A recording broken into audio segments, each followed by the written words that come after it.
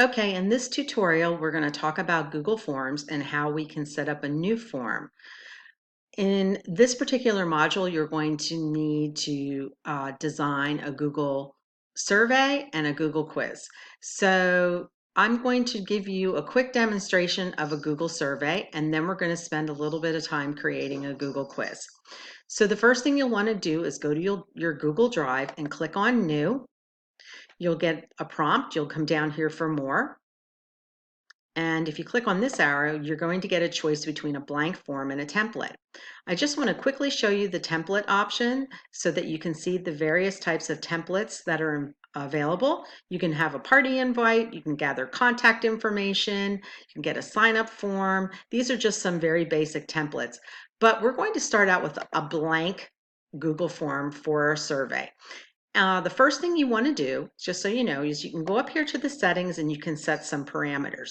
For instance, I think I'd like all the email addresses of everyone who responds.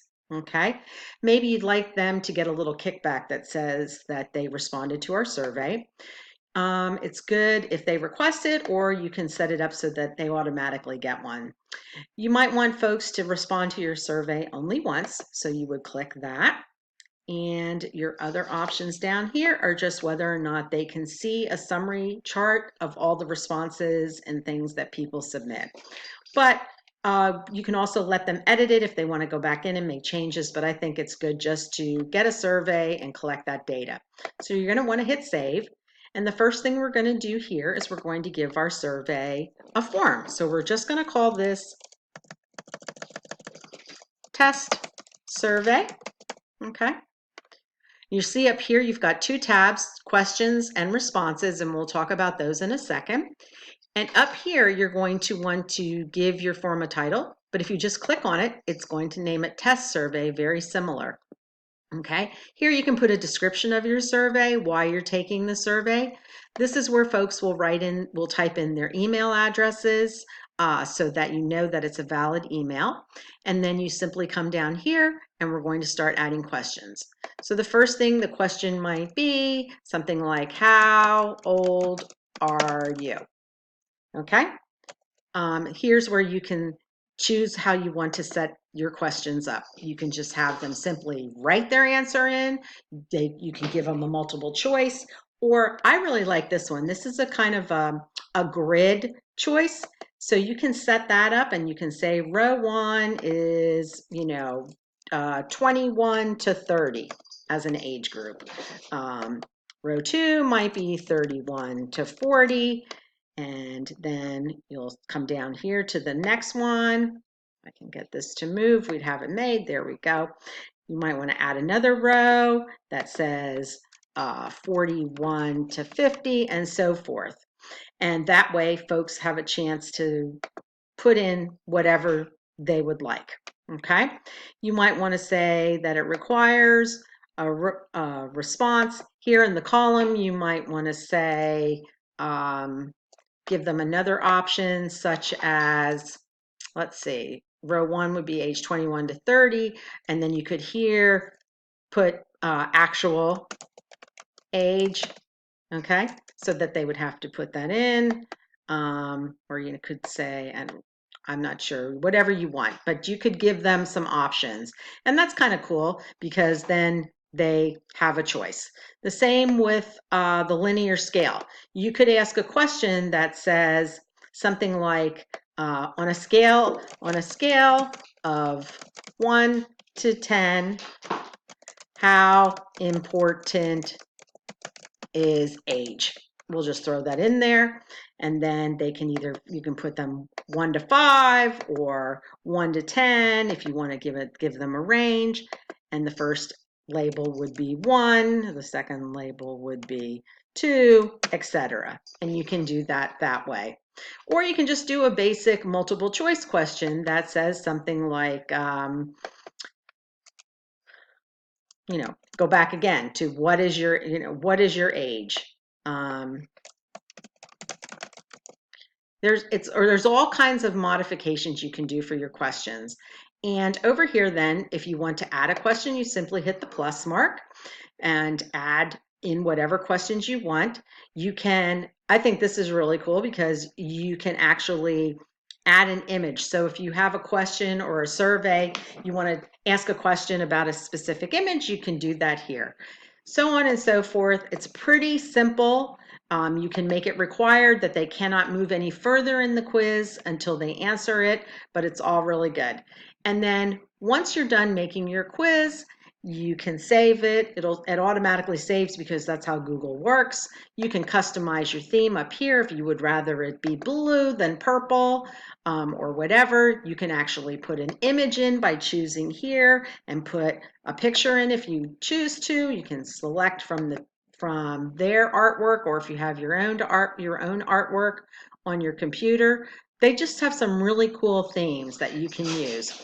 If you want to preview it and see what it's going to look like, you just hit that little button up there and you'll see a preview of the form. And you can always go back to your survey if you need to change it. Here again, let's close out this here. Here again is where you can have the settings to collect the email responses and so forth. And then when you finally are ready to send it, you can do a couple different things. You can enter email addresses, or you can simply grab the link. You can shorten it to the very short URL. You can copy it and then you can send it through an email or whatever.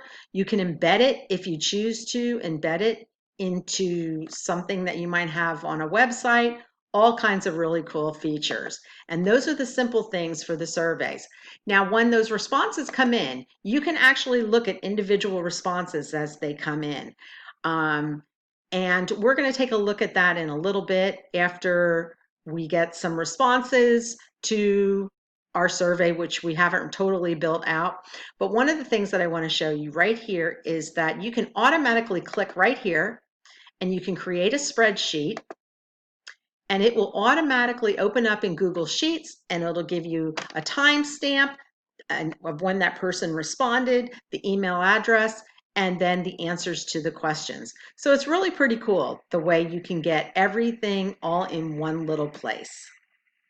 So one of the really neat features about Google Forms that I think is important for teachers is the quiz function.